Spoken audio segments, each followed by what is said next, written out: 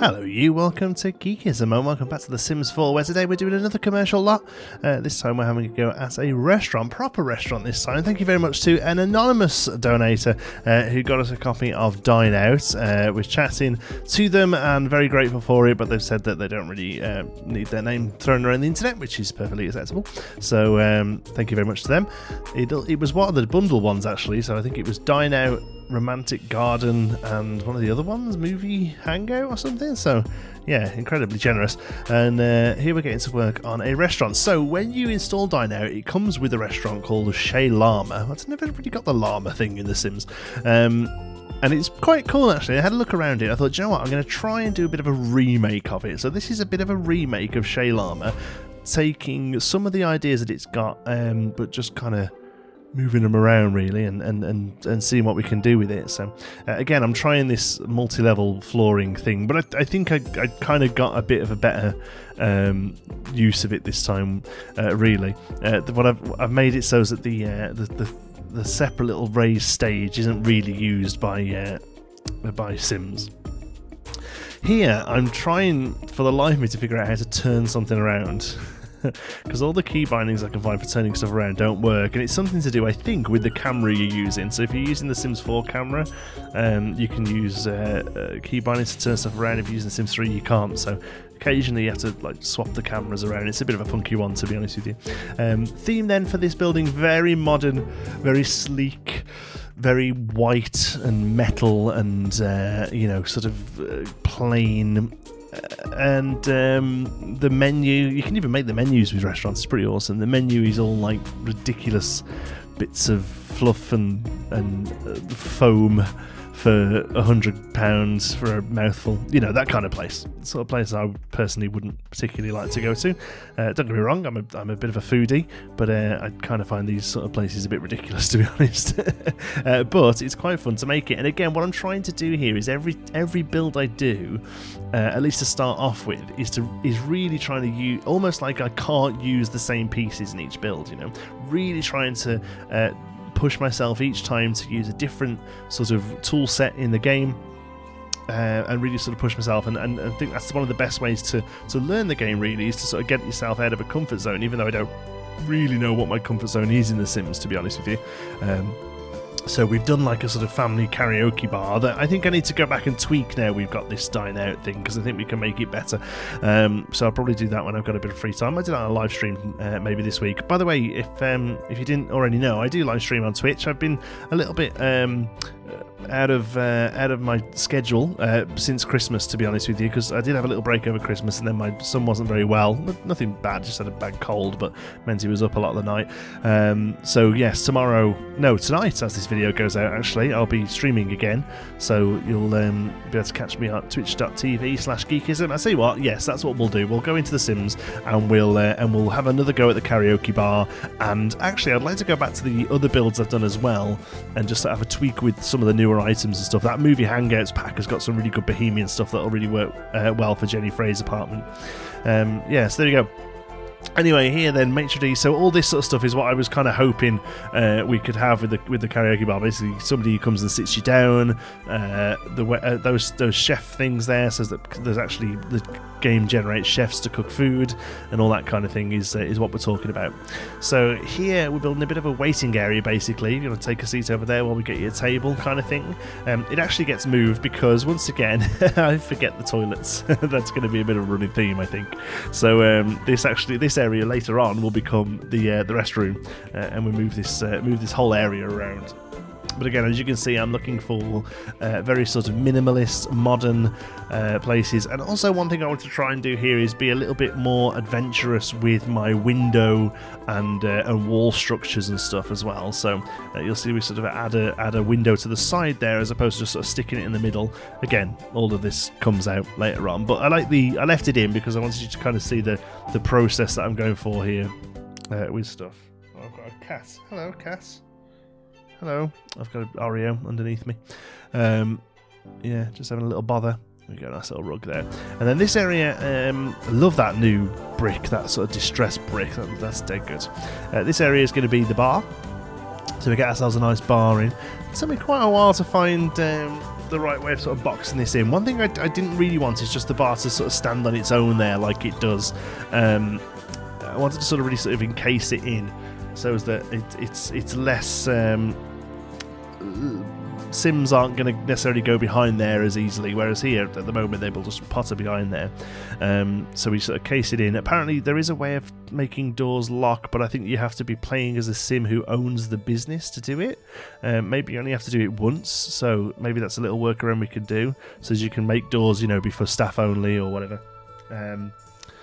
So yeah, that sign I've got at the back there, that's there's about 4 or 5 new sort of signs using Simlish, and that's the one we picked for the name of this. Again, I don't know what it's called. We actually called the place Aqua, because another thing that I did in this build that I haven't really done before is play around with the water tools. So you can do pools and you can do fountains. I'm pretty sure the fountain and same sort of thing, that Sims can't get in them, maybe? I'm not too sure, to be honest with you.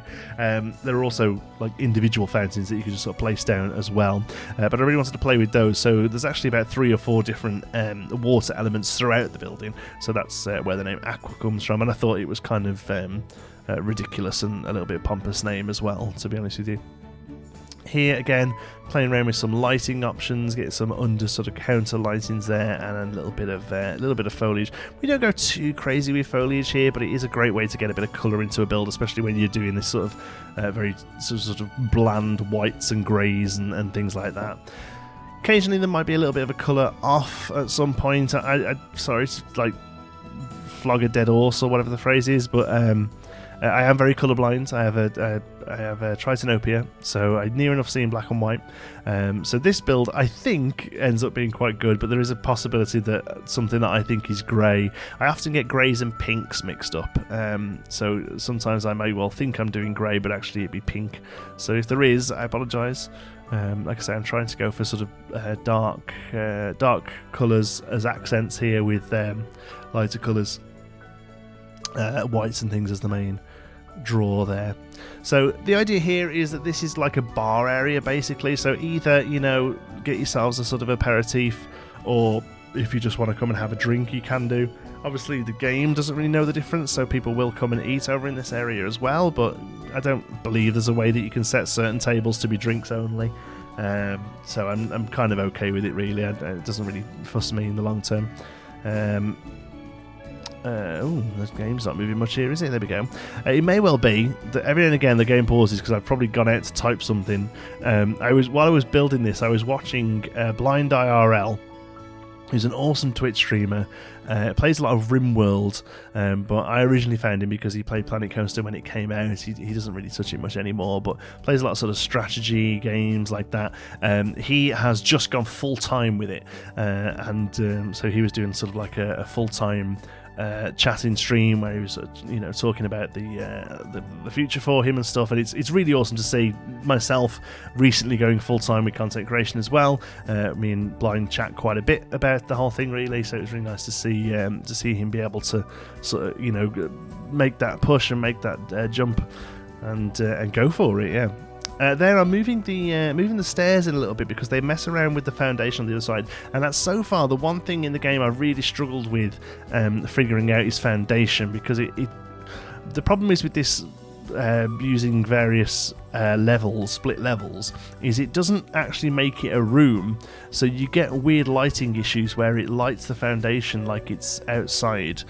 So originally here you'll see that the foundation is sort of like a white colour almost, you know, like a very sort of very light beige. The problem is when the moon hits it, the moonlight hits it even, the shadows in this game are very blue, so that you can see they're almost like blue and orange almost as the shadow hits. But then it makes the interior foundation, this area here, blue as well, and ends up being a bit funky. So we end up making it a darker colour, which is a little less extreme. Okay, here then, again, this is pretty much taken from Shay Lama. We're just adjusting the space here a little bit to make it a little bit more believable. This is going to be a piano stage, basically.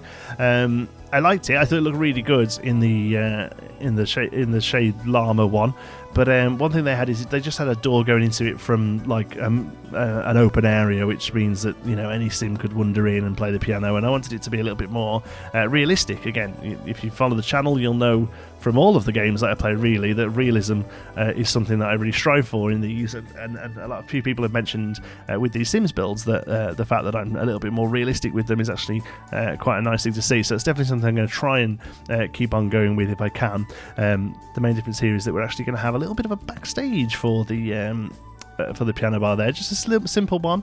And being a magician in a past life, I spent many a time in these horrible little backstage areas of various places, and no matter how nice the front is, no matter how posh the place is, these things are always dives. They've always got a crappy bit of furniture, they've always got like old bits of makeup that people have used and dumped, and empty water bottles, and just they're naff. So I wanted to try and get that across there. Okay, here then, moving on down into the main area. At the moment I've got this weird stone. I eventually get rid of that and punt for a carpet. It took me so long to figure out the flooring of this building really, and to try and figure out what to do. I know I wanted like white tile as I went in, but I was very aware that that it's not very comfortable really to sit on. It's almost like a little bit canteeny. So yeah, here I play for far too long, to be honest with you. Some more carpets would be nice, because the few carpets we have are the patterned ones at least, are all a bit intense really, and something a little bit more subdued would be much nicer. So here we're adding some larger tables in. Again, I wanted these all to be like relatively close to each other, and because I wanted that sort of quite contemporary look. And also, the tables of two, often in these places, they are quite snug actually, and you're often sort of leaning over other people. Here I'm just trying to get the fountain there up against the wall. It can't do it. It just doesn't work well with the foundation. Again, okay, the game isn't built for doing what I'm doing here, so occasionally it just kind of goes, no, can't handle that, sorry. Here I'm trying all sorts to get it to fit, and it just won't. So in the end we kind of keep it simple and just do it that way instead.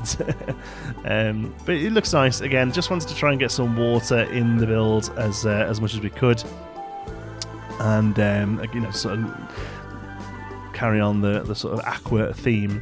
Love the fact that you can scale items in this game, but one thing I have noticed, that anything that sort of emits a particle of any description, so light, so mirrors do it as well, windows that cut holes in walls, or anything that gives off water like that, or like flames on candles or anything, they don't scale with the item, I've noticed. So there's certain things like these fountains and whatever that you can't really scale because the water doesn't go with them.